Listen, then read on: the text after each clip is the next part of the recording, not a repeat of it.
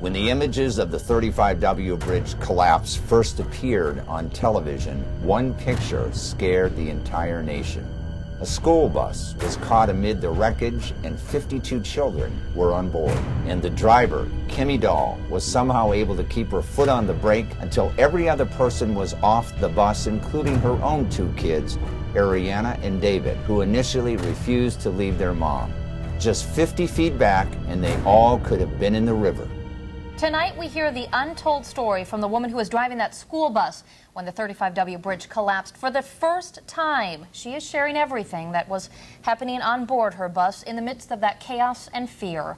Many have said Kim Dahl's actions that day were nothing short of heroic. Dahl, however, disagrees, saying she was just doing her job. She sat down with investigative reporter Christy Peel to tell us her amazing story. I call it the bus that grew wings, because God obviously gave the bus wings to land and not hurt them children.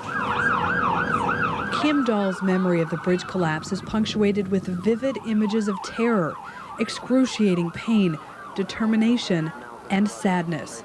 An abrupt ending to a much happier moment just seconds earlier when a tasty bakery truck pulled right alongside her bus. The guy was really nice. He was smiling and stuff. Driver Paul Ekstad waved to the kids, sounded his horn, and then all hell broke loose. The bridge just started swaying back and forth, back and forth. Then her bus, with 62 passengers on board, plummeted. Dahl jammed her foot on the brake and gripped the steering wheel, an instinctual reaction that likely kept the bus from rolling into the river. If I would have panicked and turned the wheels or did something when we landed, could have been worse. Could have been way worse. Pinned behind her seatbelt, her back broken in two places, Dahl struggled in vain to reach the parking brake. It was just too far away, so she kept her foot on the pedal. If she'd let go, the bus would have rolled back over the kids escaping out the back door.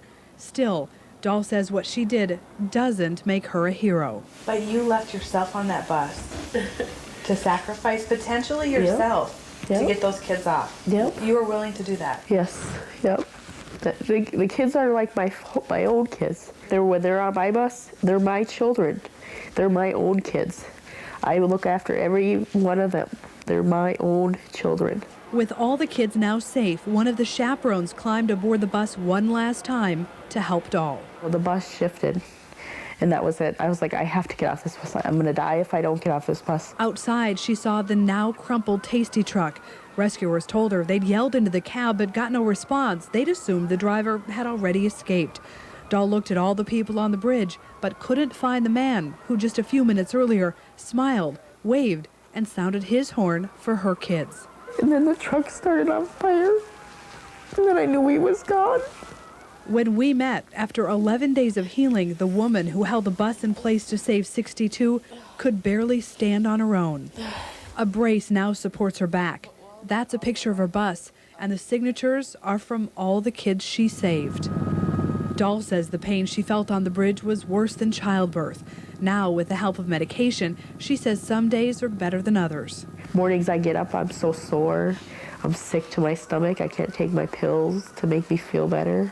Dahl told me her goal is to be back driving a school bus by late November, but she's dreading driving it across a bridge. It'll be scary. It'll be really scary, and I'll hang on.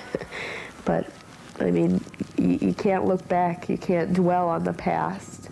You just got to hope and pray that it's safe to go across. Kimmy was honored as a hero by her bus company for the heroism, courage, and determination that she displayed that day. Today, the bus company honored the heroes whose efforts saved the children on board. Among them, Kim Dahl, the driver of the bus. Her own daughter was on board and says what her mom did was nothing short of heroic. She held the bus straight. We didn't go fighting. We landed on all fours. We didn't tip on the side. Kimmy broke her back in two places, suffering a litany of pains, surgeries, disability, and severe emotional distress. She has not returned to the job that she really loved, driving kids on a bus. She has wrestled not only with her own emotional distress, but also with the emotional distress of her kids. But being a hero was not good enough to pay all of her medical bills. In fact, the architects, designers, and contractors who constructed this bridge were completely off the hook legally due to a strange law on the books called the Statute of Repose. That's right, because the bridge is considered an improvement to real estate. The law provides that 10 years after an improvement to real estate is constructed, the parties responsible for the construction are completely off the hook, no matter how negligent they may have been in the construction of the improvement. And to add insult to injury, on top of the statute of repose, if the state of Minnesota is deemed responsible for the bridge's collapse, the maximum amount that is available for all victims and their families is only $1 million total. That's not per victim, but all the victims combined. Today, the Insider Exclusive goes behind the headlines to show how Kimmy's lawyer, Fred Soucy, and a group of lawyers lobbied the Minnesota legislature and governor to get justice in the form of a compensation fund for Kimmy and all the victims of this disaster. Fred and his group of lawyers did this absolutely free because he believes that we as a society must not only rebuild the bridge, but also must help these victims and heroes rebuild their lives. Hi, I'm Steve Murphy, and this is the Insider Exclusive, live from Anoka, Minnesota at Soucy Law.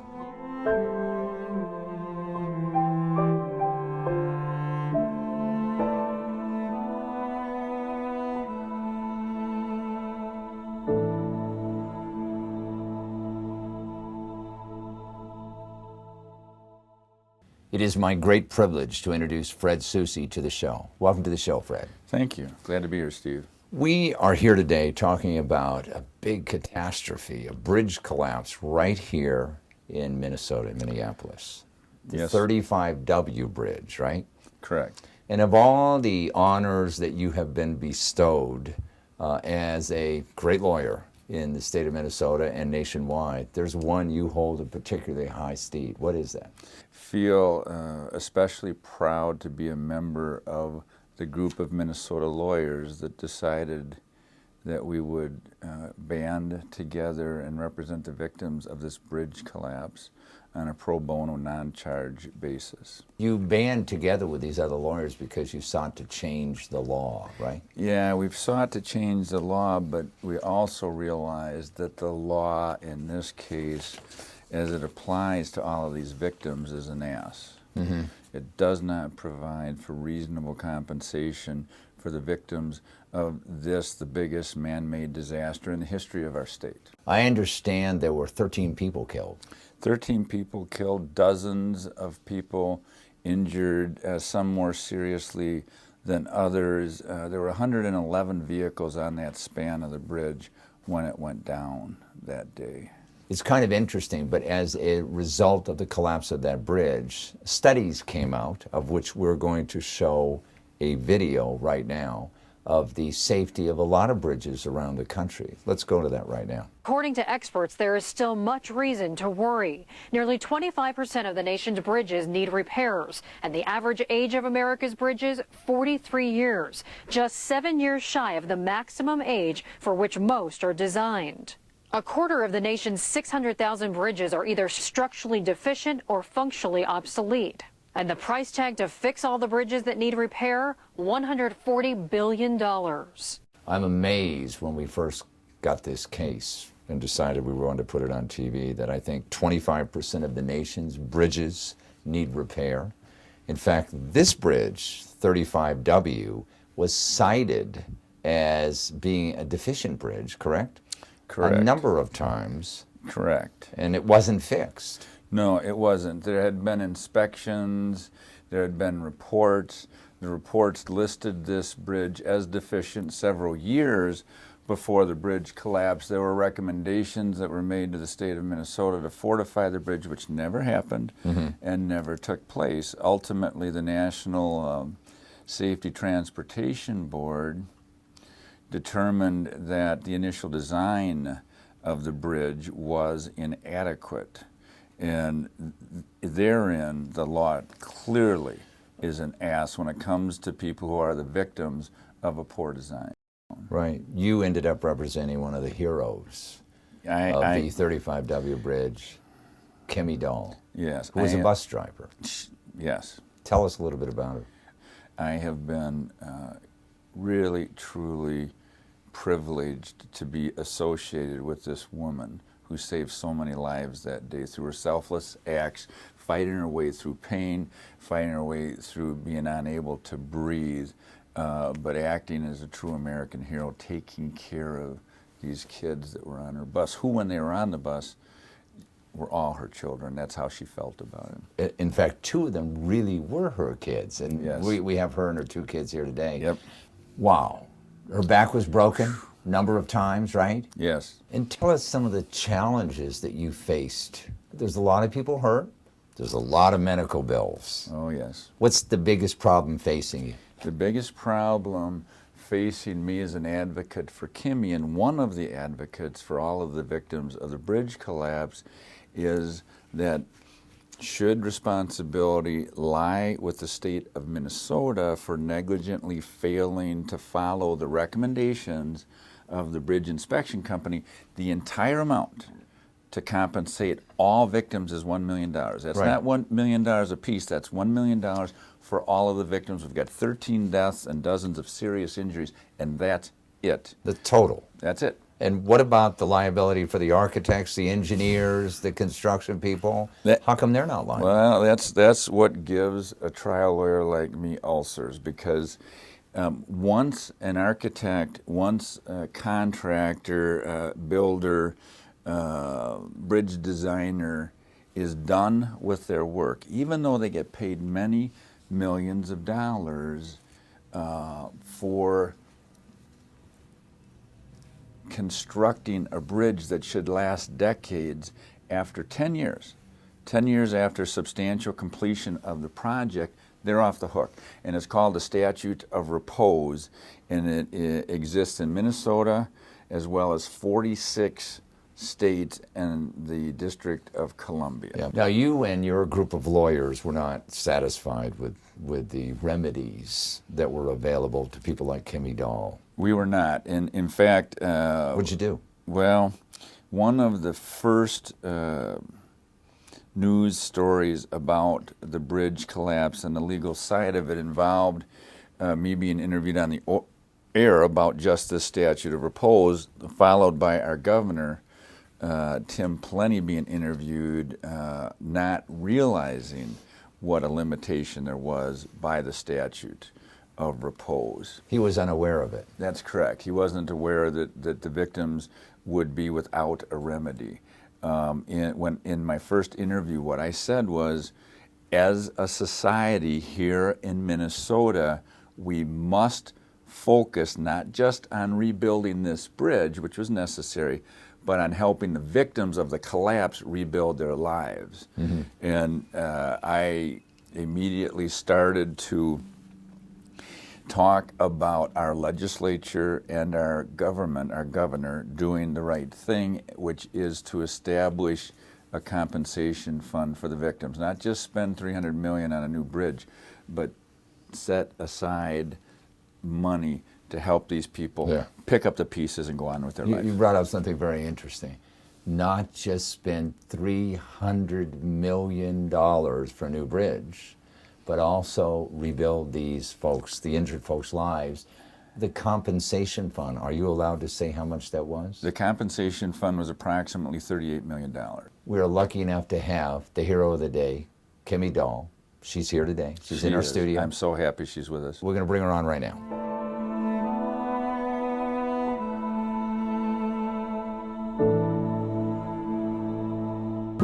I call it the bus that grew wings, because God obviously gave the bus wings to land and not hurt them children. Welcome to the show, Kimmy. Thank you. You have a story. We watched the news clips. You have an amazing story. Bring us back to that day. You're driving the kids, right? Yes. You're going over the bridge. Yep. What's the first thing that you feel and hear? Well, as we're approaching that middle of the bridge, all of a sudden it felt like someone took a blanket and lifted us up, and all of a sudden we were just going down, and you could hear the concrete hitting the bus. It was like bang, bang, and kids screaming and, you know, hollering, and the noise of just the concrete and everything. And when we hit and that, I didn't know what was happening. I didn't know where we were going and that, because you couldn't see anything. It was just clear cloud and that. And as we were falling and stuff, I was thinking to myself, I have all these kids on my bus. What's happening? What's going on? Julie, who was next to me, said the same thing. She's like, where are you taking us, Kim? What's happening?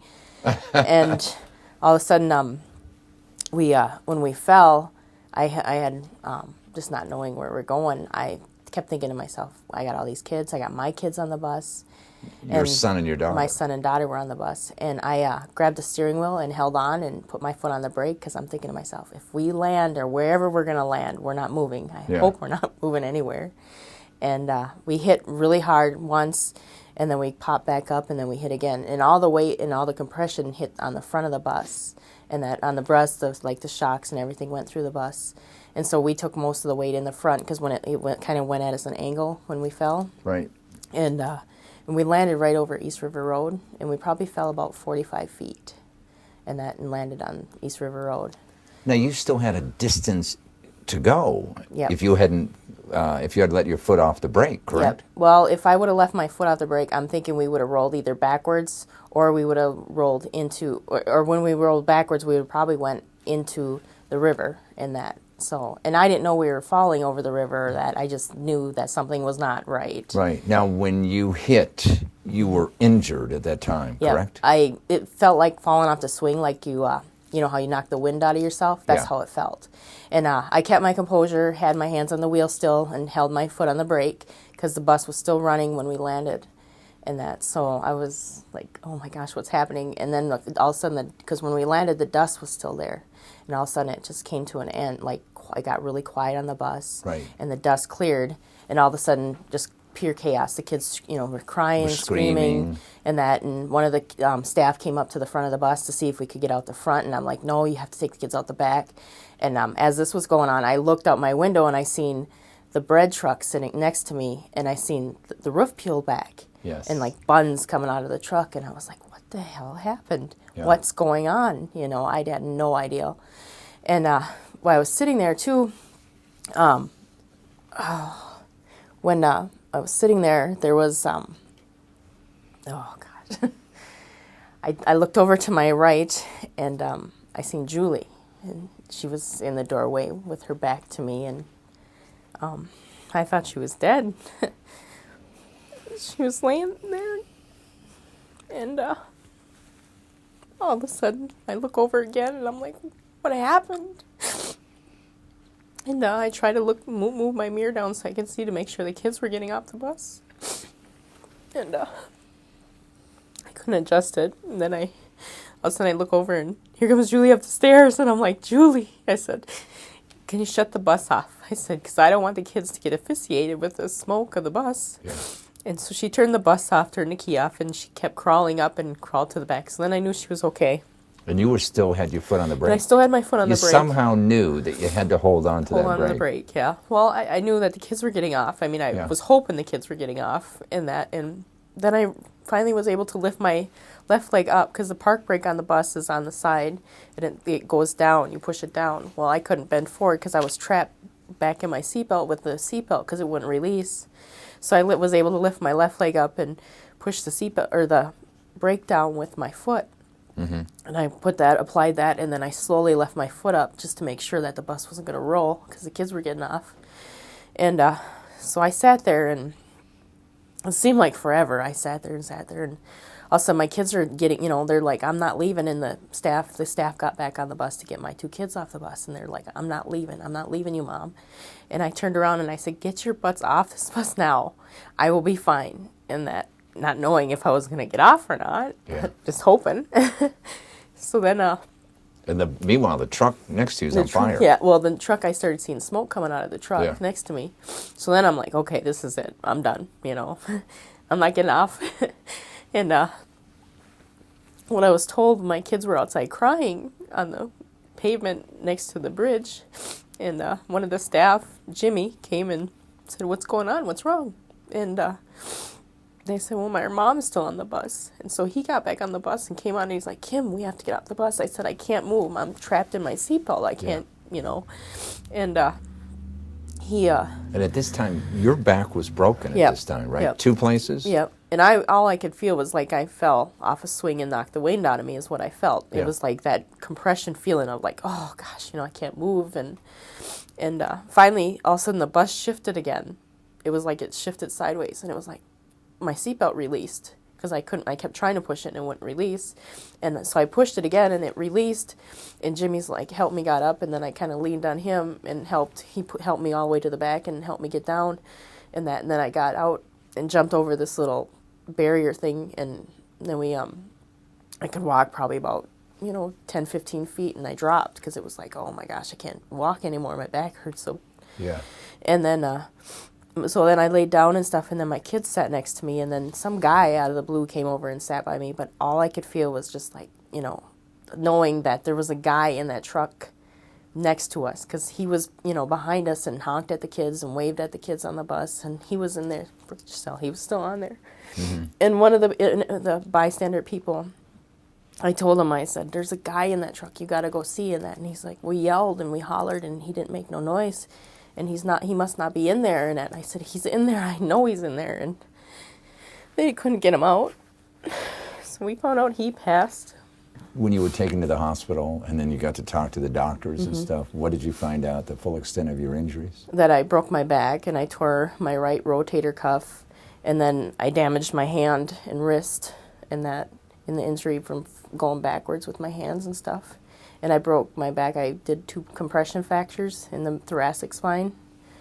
So because of these injuries, you have not been able to go back to work? No. And I probably won't ever be able to work again because it keeps going down into a domino effect. I had a fusion done, and that in August of 2008. I had a fusion done in the thoracic and so now it completes as a domino effect. It'll keep taking the discs out, the next 2 levels and the next 2 levels. So I live in. So this is a continual degeneration. Yep. It'll keep going, and the discs will be, they'll degenerate themselves out. What about the pain that you suffer every day? I have to live with it. In that they gave me they put a pain pump in just this last winter. What is that? What is a pain pump? It's an intrathecal pain pump. It goes in, they give you the battery goes into one part of your body, and then they thread it up through your spinal fluid cord, where your spinal fluid goes. And then what it does is it gives a constant medication dose on your spinal fluid and on your cord. And you have it now? It's in my back. Yep, it's located on my buttocks, and then it threads up into my spinal fluid area. And then every 5 years I have to go get a battery, or the thing taken out, and put the battery back in. Fred tells me that you absolutely loved your job. Yeah, I did. I loved the kids. I loved being with them.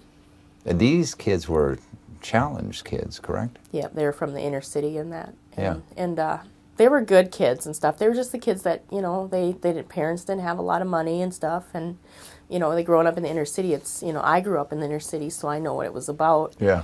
And all they want is just to be loved and cared and talked to and that. And I drove them for about 6 years. 6 years. And then my son was a baby when we started, and it was just the funnest thing. We do field trips with them, and the kids got to know me. I got to watch the kids grow up and that. And I still go over there when they have their yearly pancake breakfasts and stuff. And can you drive a car?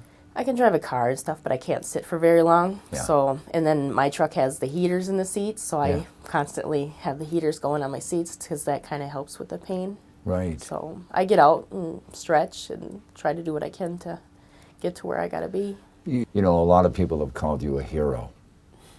I'm going to ask you, and I probably know the answer to this already. Do you see yourself as a hero? No. It's a hard word to accept because I feel like anyone in that situation would have done the same thing. I feel that, I did what I did because I knew I had kids on the bus. I knew I had people involved, and they had families to go home to and stuff. I had my children on the bus, and I feel like I'd done what I did because I would have done it, and anybody would have done it. Speaking of families, you brought with us today your husband, David, and your 2 kids who are also on the bus, and we're going to bring them on right now. We're going to bring David on right now. Okay. I want to thank you very much. I don't want to have you sitting in that chair too long.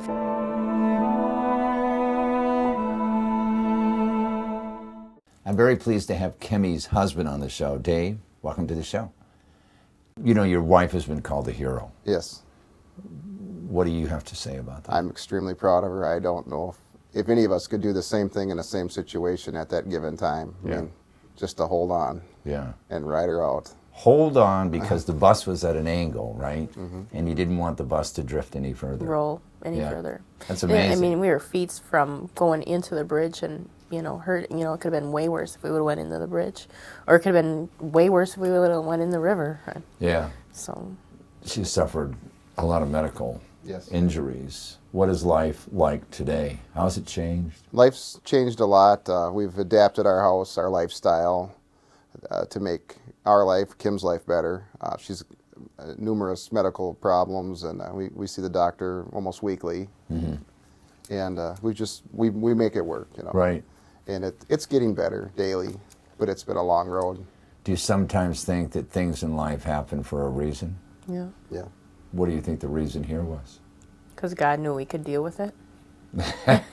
God never gives you anything you can't handle, right? Exactly. Exactly. You had 2 of your children on the bus that day, and we have Ariana on here today at the show, so we're going to bring her on here in a minute, and thank you very much.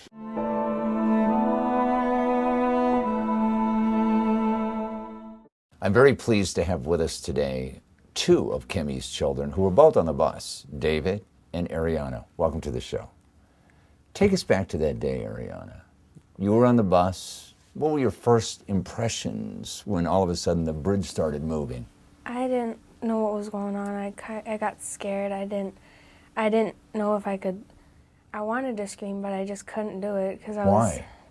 It's just like you don't know what's going on. You just want to do that, and it's an impulse, but if you don't do it, it feels like you're kind of like holding back because you want to do it, but you don't want to do it because you're scared it will make it worse. I understand you didn't want to leave the bus. Yeah. You want to stay with your mom. Mm-hmm.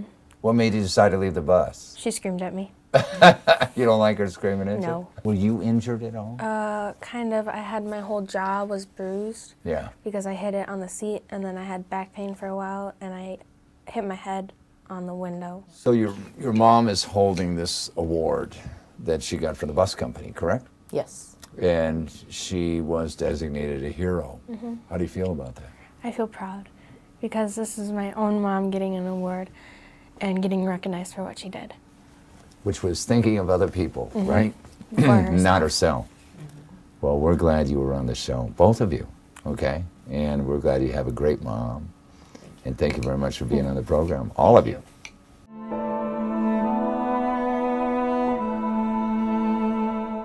This is an amazing story, and I think that's why you practice law, isn't it? It is. I sometimes have to pinch myself that I get to represent people like Kimmy Dahl.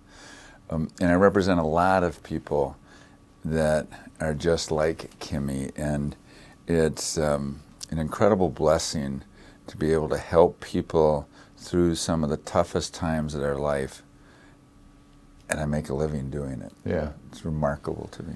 Yeah, well, passion is why we came here, Yeah, and you appreciate epitomize that. Thank you. And I want to thank you very much for being on the program. You bet. Thank you very much, Steve, You're welcome. for having me. Thanks for watching. You can get more information about the issues and the guests at insiderexclusive.com.